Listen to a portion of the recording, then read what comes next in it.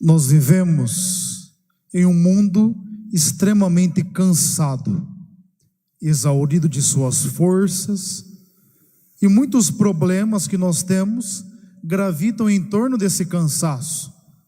Não somente o cansaço físico, até porque cansar-se é próprio da vida e até um recurso de segurança que nós temos, porque se nós não nos cansássemos, nós morreríamos de tanta atividade. Mas o que acontece hoje é que nós temos o cansaço por insistir em situações que não descansam o nosso coração. Talvez o tempo que nós estamos vivendo hoje possibilitaria-nos pensar que nós temos inúmeras possibilidades de descanso, mas ao contrário, nós temos inúmeras possibilidades de lazer, que na maioria das vezes são mais distrações do que propriamente descanso. Não que seja errado uma distração no sentido de um lazer, no sentido de em algum momento nós sairmos um pouco desse peso da vida. Mas acontece que nós estamos cansados hoje porque insistimos em algumas estruturas de vida que não frutificam, em que algumas espiritualidades não mais nos alimentam. E hoje o Senhor nos apresenta que o verdadeiro descanso, quem nos dá é Ele. E descansa em Deus quem tem primeiramente a atitude de descobrir-se pequeno. Olha o que o Evangelho faz. Jesus começa uma oração que é tipicamente hebraica, com a fórmula de louvor, de bem dizer a Deus, e ele agradece a Deus que se revelou aos pequenos e não aos sábios e entendidos. E compreenda bem, a sabedoria, os sábios e entendidos aqui não são no sentido que as Sagradas Escrituras nos apresentam, porque a sabedoria para nós que somos cristãos, como que é? É a palavra de Deus que assimilada na vida frutifica em atitudes boas, atitudes próprias de um cristão. Não é a sabedoria que o Senhor apresenta, a sabedoria que Ele está dizendo que não acolhe a revelação de Deus. Os entendidos que não acolhem a revelação do Senhor são aqueles que estão muito cheios de si, são aqueles que fazem da sua vida um serviço à vaidade e não um serviço ao próximo, porque as diversas ações, atitudes que nós assumimos, que nós desempenhamos, por mais boas que elas sejam aparentemente, elas precisam estar enraizadas em nosso interior, porque nós sabemos como acontece hoje, como que se manipula as ações, como que se manipula alguns feitos. O que o Senhor espera de nós é a pequenez daquele que não é inferior aos outros, a pequenez daquele que não é isento ou com menos recursos, é a pequenez daquele que descobriu que existe, que um é grande, e esse grande é Deus. E quando nós nos encontramos com o mistério de Deus, nós percebemos que Ele é grandioso, muito maior do que todos nós, e ao nos descobrirmos como criatura, nós nos colocamos em uma atitude de humildade diante do mistério de Deus que se revela a cada um de nós. É interessante uma coisa, certa vez eu ouvi que a humildade, ela é uma chave que cabe em qualquer porta. Pode perceber, a humildade você consegue tudo, e somente o humilde consegue viver bem. O sábio e entendido, a que se refere aqui às Sagradas Escrituras, são aqueles que já não precisam mais de explicações, são aqueles que compreendem o mundo, a vida como algo bem determinado, sistematizados, e que eles tiveram a graça de sintetizar tudo, e portanto são melhores e superiores aos outros. O que nós sabemos que é burrice, porque a vida é um mistério, e somente aqueles que são humildes conseguem acolher, porque conseguem abrir mão. E tem é bem interessante que, até psicologicamente falando, nós sabemos, não é, que o ser humano consegue, da sua capacidade, apenas 10% daquilo que ele tem de capacidade se torna ego, se torna razão. E para que você consiga sair do habitual 5 para chegar ao 10, tem que ter coragem de abrir mão de algumas convicções e certezas, tem coragem de aprender, tem que ter a coragem de assumir o novo de Deus. Quem não sofre a mudança de sair da zona de conforto, jamais chega àquilo que seria o melhor para nós. Portanto, Somente com muita humildade nós conseguimos ser gente que acolhe a revelação de Deus. E olha que interessante na primeira leitura. Jesus apresenta que acolher a revelação de Deus é ser pequeno, é ser humilde, porque Ele próprio é humilde. As Sagradas Escrituras já nos afirmam. Zacarias, que está provavelmente do século 8º, já disse que um dia Deus enviará um Messias, um rei, que não será como os reis que habitualmente nós vemos. Naquela época, quando ia entrar um rei, acho que mesmo hoje, não é? Quando vem alguma autoridade, vem acompanhado de muitos carros, vem todo um cortejo, enfim, todo mundo vem receber, tudo cheio de pompa.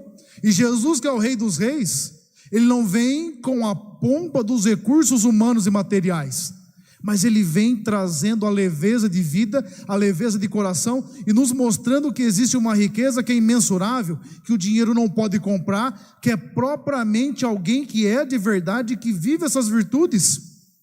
É esse o reinado do Senhor. Portanto, a primeira pergunta que nós temos que nos fazer é se nós temos sido pequenos, nós temos assumido a grandeza de Deus, e assumir a grandeza de Deus é viver sob esse reinado virtuoso, e não sobre o reinado de tantas e tantas propostas de vida que não agradam a Deus. E o Senhor nos convida hoje, esse Deus que é humilde, que é manso de coração, nos convida a descansar nele. Se você está cansado, como o padre orientou no começo dessa homilia, vai até o Senhor para descansar. E como dizia, não estou condenando os lazeres que nós temos, longe disso, mas estou dizendo uma coisa: o ser humano, quando se esquece daquilo que é essencial e fundamental, ele começa a se cansar, porque ele vai perdendo o fio de referência. E a grande questão na nossa vida não é o quanto você sofreu. Todo mundo sofre muitas coisas. É evidente que o sofrimento de alguns, a missão de algumas pessoas, são muito maiores do que de alguns de nós. A grande questão não é o que você sofreu, o quanto você sofreu, é como você tem sofrido. O que o nosso mundo perdeu é o norte, é o ponto de referência que é Deus. A fé não pode ser uma dentre tantas possibilidades da nossa vida, ela tem que ser o fundamento de tudo. E por que muitas vezes nós vivemos cansados? Porque nós insistimos em situações que não vão para frente. O que mais se vê hoje é uma geração que cai na depressão por excesso de passado, excesso de rememorar aquilo que aconteceu. É evidente que há casos que biologicamente a pessoa falta alguma substância, falta alguma situação, e a pessoa adentra nesse quadro, mas muitas vezes há um excesso de passado, de nós não conseguirmos caminhar. Aquela fórmula que você deve ter ouvido, né? Depressão, excesso de passado; ansiedade, excesso de futuro; ansiedade, excesso de presente. Aliás, ansiedade, excesso de futuro, e toda essa tensão de excesso de presente, que é querer tudo ao mesmo tempo, que é o estresse, que vitimiza muito o nosso mundo hoje, que é esse excesso de presente. Nós não podemos viver de excesso de passado, nem de excesso de presente, nem de excesso de futuro. Não podemos viver somente na depressão, não podemos viver somente no estresse, não podemos viver somente na ansiedade. É a espiritualidade, é a vida de oração que vai conseguir harmonizar todas as dimensões da nossa vida. E o Senhor nos orienta como que tem que ser isso. Basta olharmos a segunda leitura. Olha só, o Senhor coloca que nós precisamos superar a dinâmica da carne através da dinâmica do espírito. E não entenda a carne aqui como meramente a estrutura física. Não, a carne no evangelho muitas vezes é usado no sentido de oposição àquilo que é espírito, àquilo que é de Deus. E quando fala que nós temos que matar a carne pelo viés do espírito, é que é preciso que as nossas ações virtuosas não se tornem vícios. O oposto de virtude é vício. Um hábito bom que se torna hábito é virtude. Um hábito ruim, algo ruim que se torna hábito na sua vida é vício. A grande pergunta que nós temos que fazer hoje: nós temos em nossa vida vícios ou nós temos virtudes? Nós estamos habituados ao bem ou nós estamos habituados ao mal? Habituar-se ao bem é viver na virtude, é viver aquilo que Deus espera de cada um de nós, é de certa forma descansar o coração num fundamento que é sólido, num fundamento que é seguro. Olha que interessante essa dinâmica que o Senhor nos apresenta. Paulo vai dizer assim: olha, nós temos uma dívida, e uma dívida que é impagável, mas essa dívida impagável, Deus pagou por cada um de nós. Portanto, se nós temos acesso à dinâmica espiritual, à dinâmica sobrenatural, é porque um dia Cristo rasgou os céus e se fez um de nós, e fez por nós aquilo que ninguém mais poderia fazer. Portanto, não existe santo que se torna merecedor de graça nenhuma. Todos nós temos uma dívida de gratidão para com Deus. Não só nós que temos as nossas mazelas, nem grandes santos da história da igreja. Olha, certa vez Santa Teresinha do Menino Jesus, em uma confissão, o padre falou para ela, falou assim: olha, pecado mortal você nunca cometeu. Santa Gema Galgani também. Gente que nunca teve pecado mortal. O que é pecado mortal? Matéria grave, liberdade e vontade de fazer.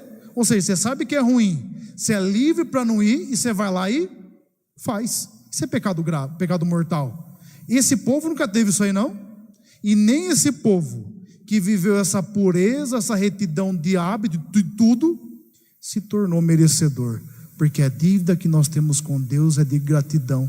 E como descansa o coração, agradecer a Deus por tudo que acontece. Padre, mas está tudo difícil na minha vida. Mas para estar difícil tem que estar vivo. Quem está morto não tem mais problema não. Tem na dinâmica da eternidade. Até para sofrer algumas coisas você tem que estar aqui. Até para sofrer algumas situações, Deus tem que te dar o dom da vida. Então a gratidão, ela traz uma leveza sem igual ao nosso coração. É agradecer a Deus por tudo, porque apesar dos apesares, Ele está conosco e nos possibilita continuar a caminhada.